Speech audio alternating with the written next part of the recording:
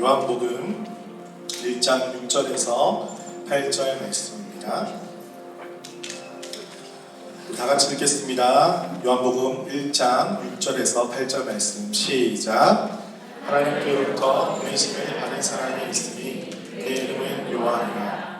그가 증언하러 왔으니 곧 빛에 대하여 증언하고 모든 사람이 자기로 말미암아 믿게 하려 함이라. 그는 이 빛이 아니요 이 빛에 대하여 증언하러 온 자라. 아멘. 우리 옆에 계신 분들 한 번 더 다시 인사드릴까요? 반갑습니다. 잘 오셨습니다. 네. 다시 한번 인사할까요? 잘 오셨습니다.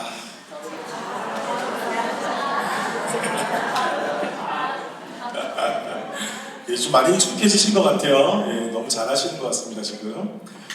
여러분, 사람들은요, 저희 모든 사람들은 자기를 알기를 원해요. 자기를, 다른 사람도 알기를 원하지만 다 자기가 어떤 사람인지 알기를 원합니다.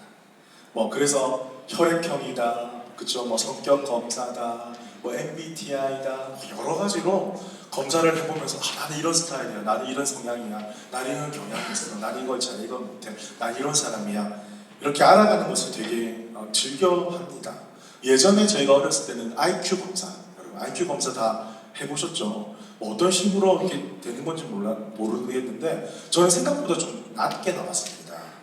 그래서 되게 분노를 표출했던 그 정도는 아닌데 이렇게 자기 자신을 몰랐던 거죠, 제가. 근데 IQ 검사. 근데 또 시대가 지나니까 IQ 검사 그거 아니야. 어떤 검사가 나왔어요? 또 EQ 검사. 감정지수 이렇게. 지능지수가 아니라 감정지수를 해가지고 이런저런 이야기가 나오는데 요즘에 그런 이야기 안 하잖아요. 그런 이야기 하면 옛날 사람. 그렇게 하시면 안 됩니다. 그걸로 이제 사람을 막 규정하는 시대는 지나갔습니다.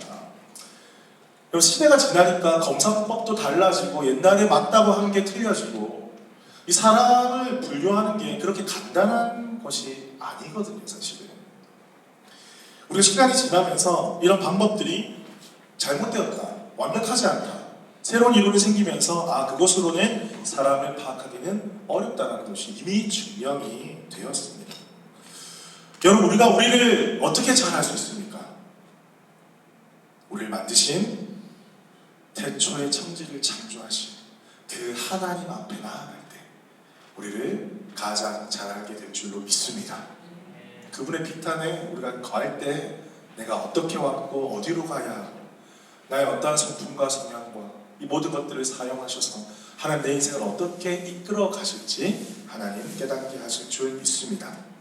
여러분, 오늘 우리가 함께 읽은 본문에 보면 세례 요한에 대한 증언이 나옵니다. 나중에 19절 이후에도 자세히 나오는데 이 사람이야말로 말씀 안에서 내가 누구인가, 말씀 안에서 자신의 정체성을 발견하고 그에게 주어진 인생을 살아간 사람입니다. 오늘 이 시간에 이 말씀을 우리가 함께 살펴보고 이 말씀 속에서 또 나를 향하신 하나님의 빛은 무엇인가, 나는 과연 말씀 속에서 내가 누구인가, 그것을 어떻게 찾아가는가, 그것을 함께 깨달아 알기를 소망합니다.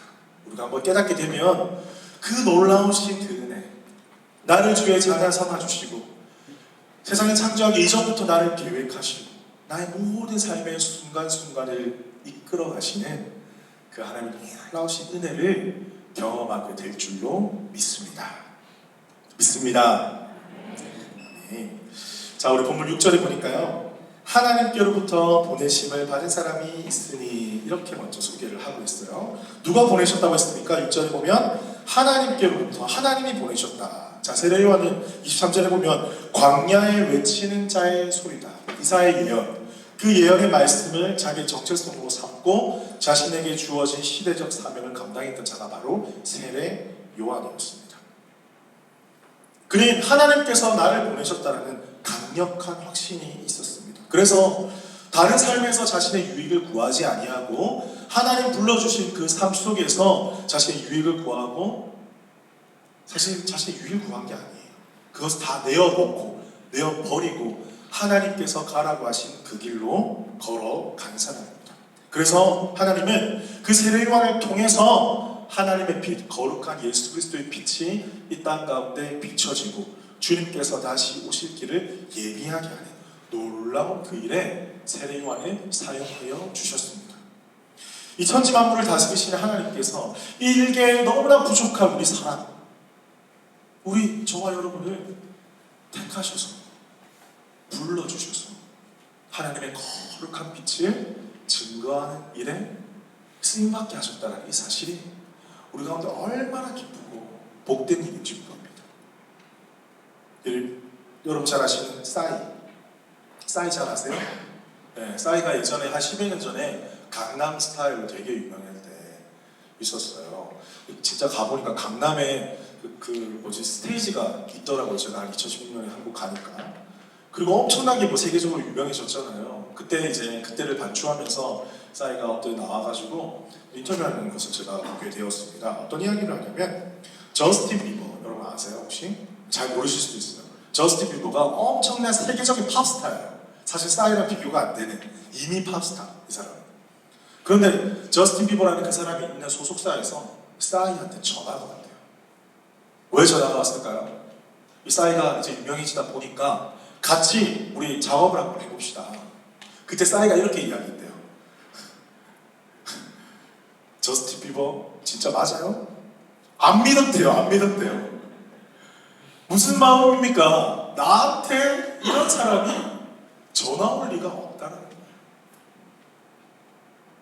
자신이 한 번도 상상해 본 적도 없고 꿈꿔본 적도 없다는 것입니다. 그런데 자기에게 전화가 와서 같이 작업을 한번 해보자. 그렇게 이야기합니다. 그러면서 길이 열리면서 빌보드 차트도 점령을 하게 되고 미국뿐만 아니라 온 세계 강남스타일 신드롬을 일으키게 되었다고 그런 이야기를 들은 적이 있습니다. 여러분 세계적으로 유명한 사람이 여러분에게 오늘 전화가 와가지고 나 지금 바이든인데 바이든 알아요? 너 미국으로 당장 와. 내 비행기 보내줄게. 네가 바이든이면 누구를 해야 될까? 난 호주 수상이야. 이렇게 끊을 수 있잖아요. 그죠? 말도 안 되는 일이니까. 여러분 보세요. 세상에서 유명한 사람이 전화를 와도 믿기지도 않고 근데 그게 사실로 드러나게 되면 놀라운 일이 펼쳐지는데 하물며 천지를 창조하신 하나님께서 이렇게 작고 연약한 우리에게 손을 내미셔서 같이 우리 함께 이 땅을 비추자. 이 싸워져가는 이 땅 가운데 어둠이 있는 이 땅 가운데 나와 손잡고 같이 빛을 비추자. 당신이 하나님이에요. 하나님이 우리에게 이렇게 손을 내밀어주신 거예요.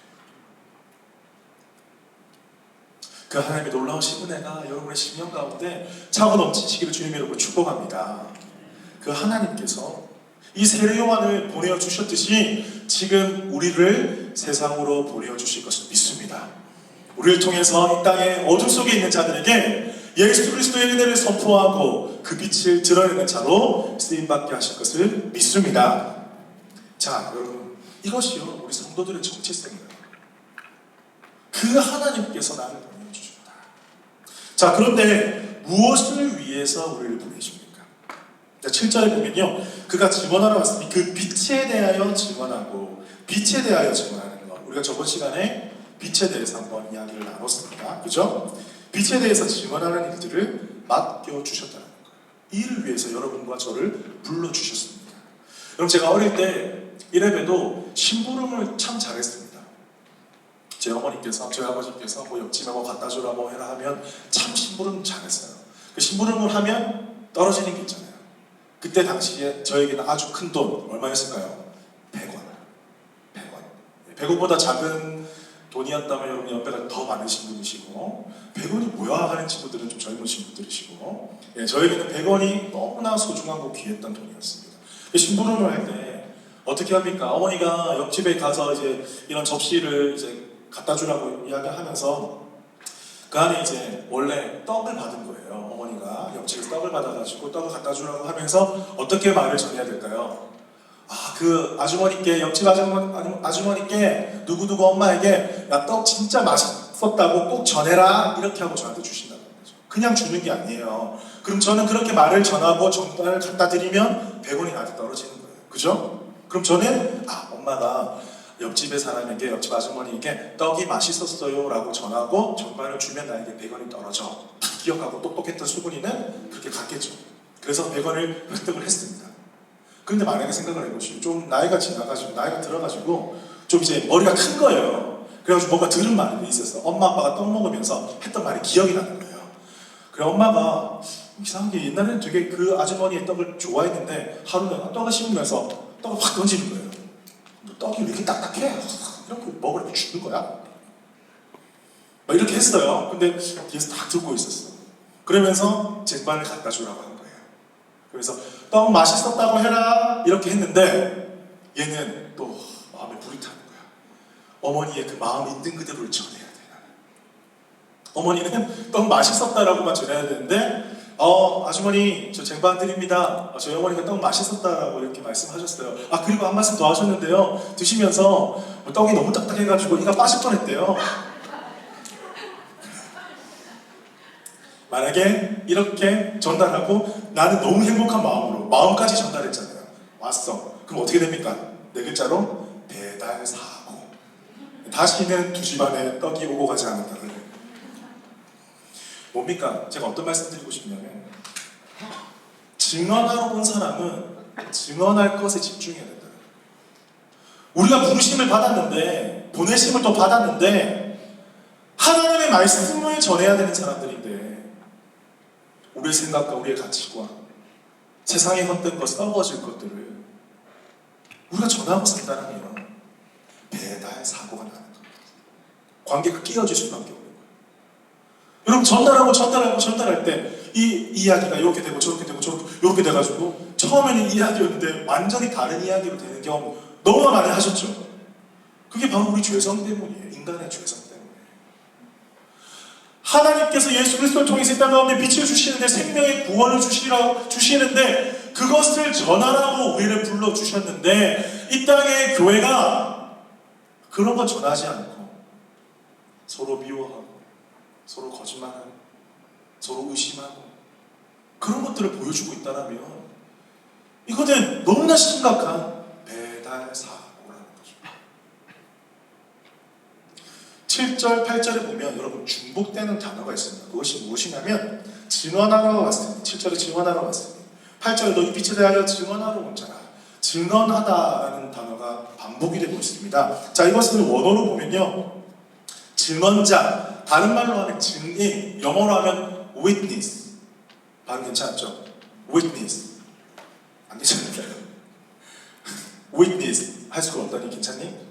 안 쳐다보네요. 알겠습니다. witness. 증인이라는 이제 명사가 증언하다라는 이 말과 똑같은 말이거든요. 그런데 이제 헬라어로 하면 마르투스 이런 단어가 있습니다. 그런데요, 이 단어가 어원이 돼가지고 나온 단어가 있어요. 이것이 무엇이냐면요, 순교자라는 단어입니다. 순교자. 마르트 들어보셨나요? 이게 순교자라는 단어인데요. 이게 마르투스에서 나온 단어예요. 증언하는 사람이 순교자라는 거예요. 그래서 순교자는 여러분 뭐라고 생각하십니까? 순교자는 자기가 믿는 종교를 위해서 목숨을 바치는 사람이 순교자예요. 순교자. 자, 첫 번째는 이거 증언하다라는 뜻이 있는데 증언하면서 자기가 믿는 바를 위해서 목숨을 버리는 게 순교자, 마르티스, 증언자, 증인. 여러분, 순교라는 말을 하니까 여러분 되게 얼굴이 어두워지세요 지금, 그렇죠? 때로는 우리가 순교라는 것과 되게 멀다라고 느낄 수가 있을 거예요. 내가 증인하는 사람 예수 그리스도를 전하면 되는 거지 뭐 순교까지 목사님 끌고 가십니까? 근데 이 단어를 보니까 그런 뜻이 있는 거예요. 왜 예수 그리스도를 전하는데 순교자라는 단어가 나왔을까? 그럼 세례 요한이 자신의 짧은 인생을 광야의 외친 자의 소리로 선포하다가 순교했어요. 예수 그리스도도 십자가에 달려 죽으셨어요. 그럼 우리는요?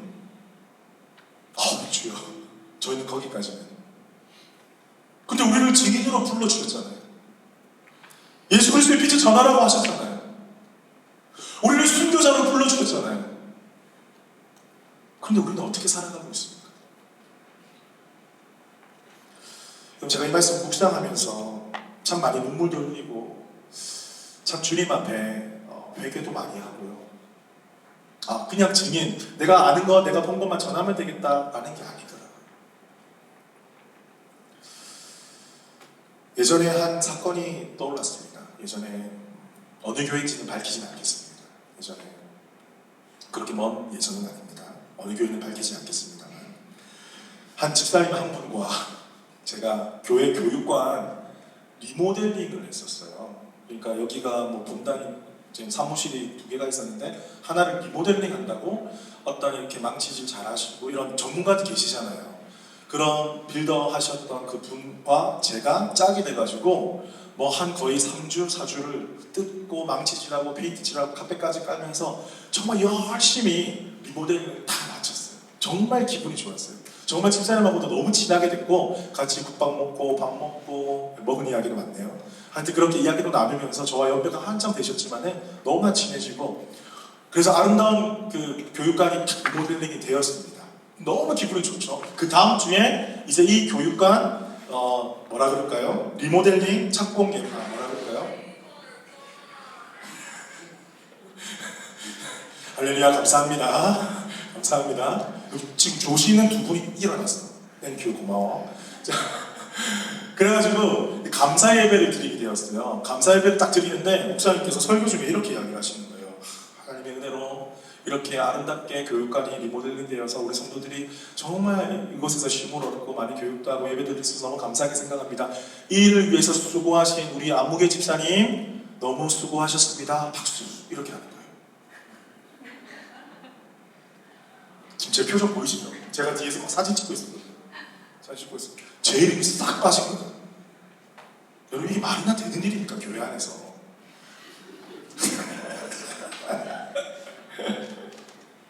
같이 땀 흘리고 아무리 제가 뭐 기술이 없다고 하지만 잡일은 제가 잘했잖아요. 집사님 안 계실 때 제가 쓰레기 버리고 다 했거든요. 근데 딱 그 집사님만 탁 세워주시는 거예요. 제 이름이 싹 빠진 거예요.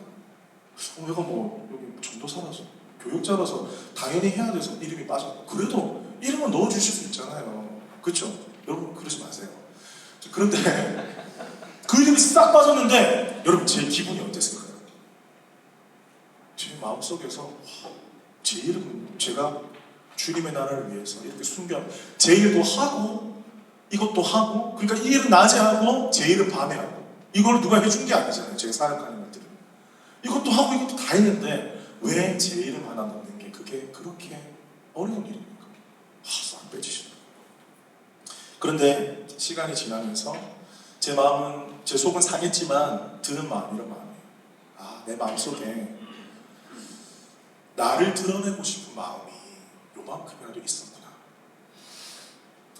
내가 이렇게 헌신하는 것, 수고하는 것, 그 리모델링을 통해서 우리 성도들이 평안한 곳에서 더욱더 하나님 앞에 은혜를 나누고 함께 밥도 먹고 예배도 드리고 모임도 하고 그래서 하나님 영광 받으시고 우리 성도들이 이렇게 평안하게 지내면 그것으로 만족할 수 있어야 되는데 나는 이거 조금 했다고 사실 뭐 조금이라고 생각하면 조금 있을 때고 많다라고 생각할 수 있겠죠. 그걸 몇 주 했다고 그 이름 불러주지 않았다고 그렇게 속상해하고 섭섭해하는 제 모습, 제 이름을 드러내고 싶어하는 제 모습을 보게 하십니다. 그래서 깨달으니까 너무나 속상하고 부끄럽다. 그런데 여러분 제가 순교 이야기를 하다가 이 이야기를 왜 드리냐면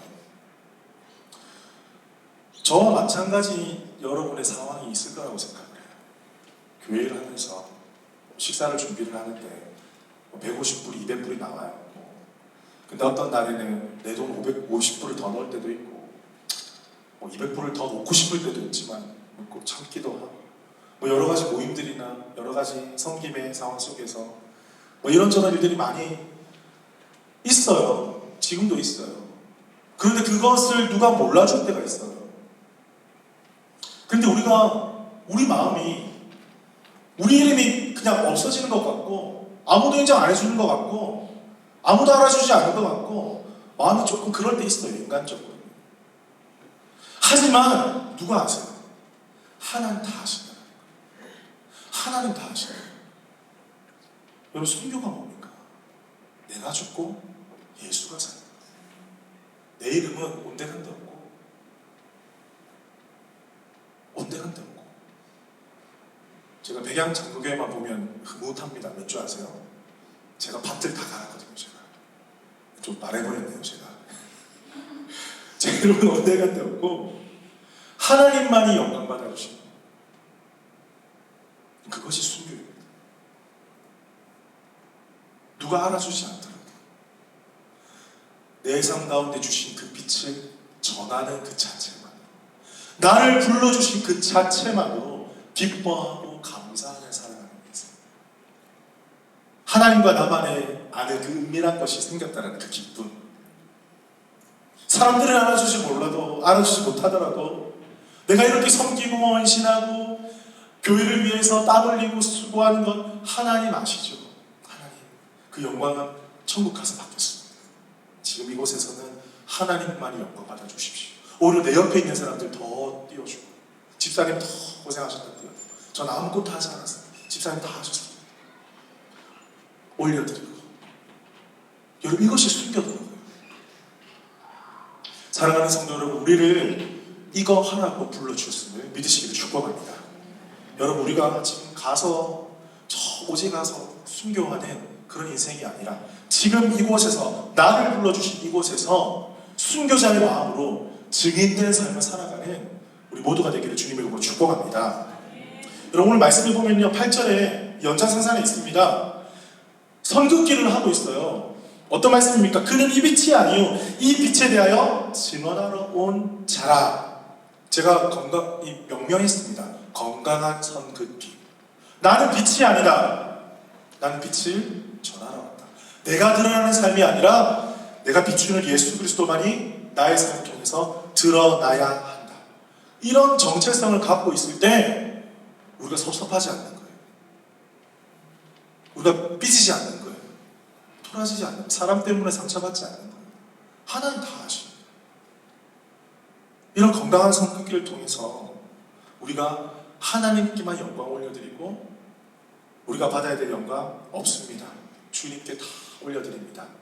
우리가 이런 주님 앞에 영광 올려드리는 삶을 살아갈 때에 하나님, 우리를 통해서 하나님의 빛이, 예수 그리스도의 빛이 이 땅 가운데 널리 선포되게 될 줄로 믿습니다. 사랑하는 성도 여러분, 이것이 우리의 정체성입니다. 우리의 정체성. 우리를 불러주시고 우리를 보내시고 우리를 통하여서 하나님 나라를 이루어가시기 원하시는 그 하나님의 마음을 우리가 오늘 이 시간에 품고 나가길 간절히 소망합니다. 말씀을 맺겠습니다. 이번 주에 그런 일들이 있었어요. 뭐냐면 KPM이라고 이제 저희 교단의 선교 단체거든요. KPM이라고. 거기서 이제 본국에서, 한국에서 은퇴 선교사님 은퇴 예배가 있었습니다. 그때 이제 지금 제가 이제 노예에 속해 있으니까 저희 노예도 필리핀의 김관영 목사님이라고 은퇴를 하시게 돼서 그 라이브 방송을 제가 라이브로도 못 보고 녹화된 방송을 보게 되었어요. 그러면서 예배를 드리는데 선교사님들이 나오셔서 한 명 한 명 답사를 하시는 거예요. 그런데 그 선교사님들이 전부 다 공통점이 머리가 하얗고 다들 할아버지세요. 할머니, 할아버지. 답사를 듣는데 어떤 김현수 배향숙 선교사님은 브라질에서 52년을 살아가셨대요. 어떤 분은 필리핀에서 30년, 카자흐스탄에서 40년. 여러분, 근데 참 마음이 아팠던 게 그 선교사님들이 아무도 유명하지 않아요. 아무도 유명하지 않고 뭐 대형교회 목사님들, 뭐 유튜브에서 유명하신 분들 아무도 없어요. 아무도 알아주지 않아요. 그 예배 자체도 되게 초라해요. 어떻게 보면 그냥 우리가 평소에 드리는 예배, 한번 사진 찍고 축가 뭐 하고 답사하고 이 정도지. 화려한 뭐 스포트라이트도 없고 아무도 뭐 이렇게 주목하지 않는 예배였어요, 사실. 그런데 그분들이 한 분 한 분 자신의 사역을 돌아보면서 답사를 말씀하시는데 이런 이야기를 하시는 거예요. 나는 은퇴 후에도 사역하고 싶다. 나는 은퇴했지만 나를 필요로 하는 곳에서 내 언어가 포르투갈어를 쓰시는 브라질 선생님이셨으니까 내 언어가 사용되어지는 그곳에 가서 나는 계속해서 쓰임받고 싶습니다. 이렇게 울먹이면서 덤덤하게 고백하시더라고요. 어떤 분은 또 이렇게 고백하셨어요. 지난날을 돌아보니까 이제 축약을 하면 참 고통스럽고 힘들고 배반당하고 사기당하고 참 힘들고 어려운 일, 그만두고 싶었던 일 많이 있었지만은 지나고 보니까 이 모든 것이 하나님의 섭리 안에 있었다. 고백하시는 거예요. 그리고 하나님께서 또 다른 챕터를, 또 다른 길들을 준비하고 계셨다. 이렇게 고백하시는 거예요. 마지막으로 카자흐스탄 선교사님이셨는데 이분은 다른 분들은 다 부부끼리 나오셨는데 혼자 오셨어요. 알고 보니까 선교지에서 이제 아내분을 먼저 보내신 거예요. 그런데 이분이 하는 말이 마음이 좀 아팠습니다. 한국에 오시면 은퇴하고 난 다음에 한국에 오시더라도 머물 데가 없어요. 왜냐면 30-40년을 카자흐스탄에서만 사셨으니까 여기 뭐 머물 데가 없잖아요. 그래서 자신은 다시 카자흐스탄으로 돌아가시고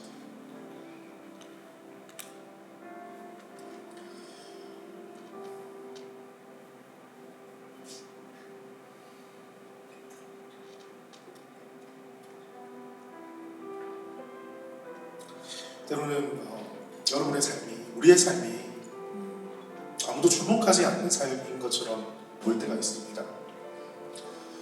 비단 선교사님뿐만 아니라 우리가 다 예수 그리스도의 자녀가 되어서 주님께 부름받았다고 믿고는 있지만 아무도 주목하지 않는 인생인 것처럼 느껴질 때가 있어요. 때로는 여러분의 인생 가운데 참 굴곡진 삶 가운데 누구한테 드러내기도 힘들 정도로 삶의 고통과 어려움과 힘듦이 있어서 예수 하나 붙잡고 살아가시는 분도 계실 수 있어요. 하지만 하나님은 그 인생이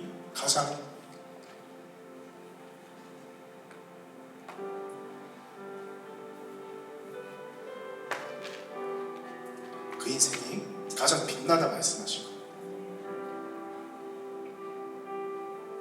우리가 이 정체성을 가지고 있을 때 인생에서 실패와 성공이 없습니다.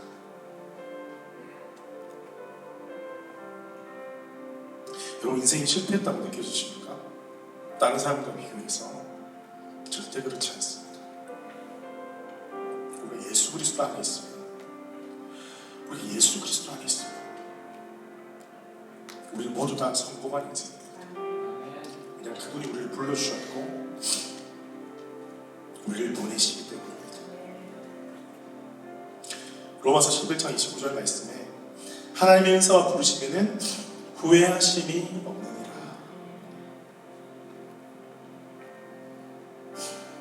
여러분 절대 후회하심이 없으십니다. 여러분의 상처받은 인생도 여러분의 정말 힘들고 고달픈 그런 삶의 순간순간도 여러분의 건강한 체력, 여러분이 가지고 있는 재정, 화려한 관계들, 이 모든 것들을 사용하셔서 우리 하나님은 우리를 통해서 아버지의 빛을 이 땅 가운데 비추어 주실 것입니다. 우리 다 같이 이렇게 한번 해봅시다. 6절 말씀에 보면요, 하나님께로부터 보내심을 받은 사람이 있으니 그의 이름은 요한이라. 이 요한이라는 단어의 이름에 우리의 이름을 한번 넣어봅시다. 우리의 이름. 준비되셨나요? 시작. 보내심을 받은 사람이 있으니 그의 이름은 누구리라. 혹시 여러분 옆에 있는 분의 성함을 아시나요? 그러면 옆에 있는 분에게 이렇게 좀 고백을 했으면 좋겠어요. 하나님께로부터 보내심을 받은 사람이 있으니 그의 이름은 누구누구라. 우리 이렇게 서로 축복합시다. 시작.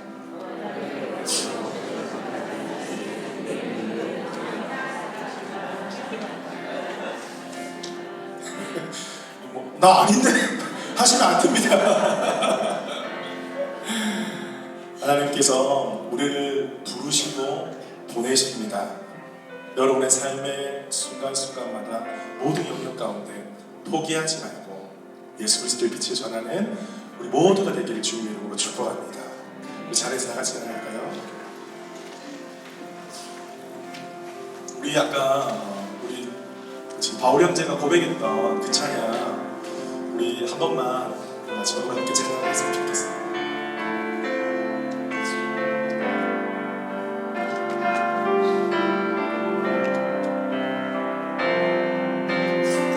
나를 지으시니가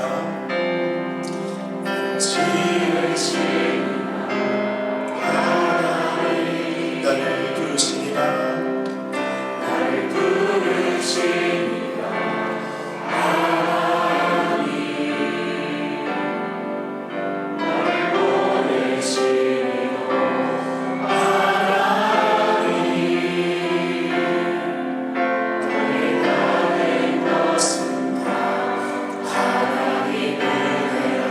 나의 달려갈 길 달려갈 길 가도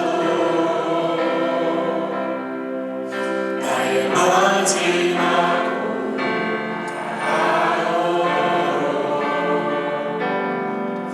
나로 그친 자가 함께하지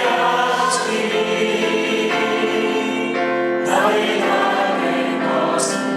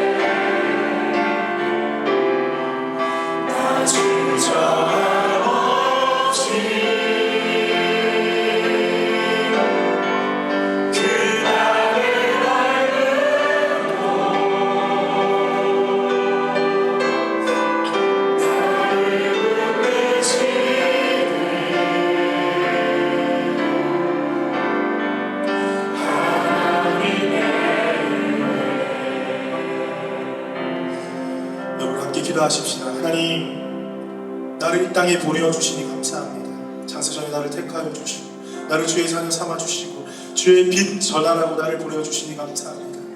아버지, 이 땅 가운데 어둠이 보입니다. 어둠 속에 살아가고 있는 많은 영혼들이 보이고 있습니다. 아버지, 그 영혼들 가운데 예수님의 사랑을 전하니 통로가 되게 하여 주시옵소서.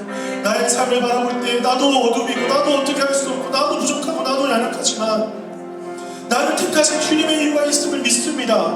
오히려 나의 약함을 사용하셔서 하나님의 빛을 드러내는 삶 되게 하여 주시옵소서. 나의 연약함을 사용하셔서 하나님의 놀라운 사랑을 드러내는 삶 되게 하여 주시옵소서. 우리 주여 한번 크게 외치고 함께 기도하며 나가십시다. 주여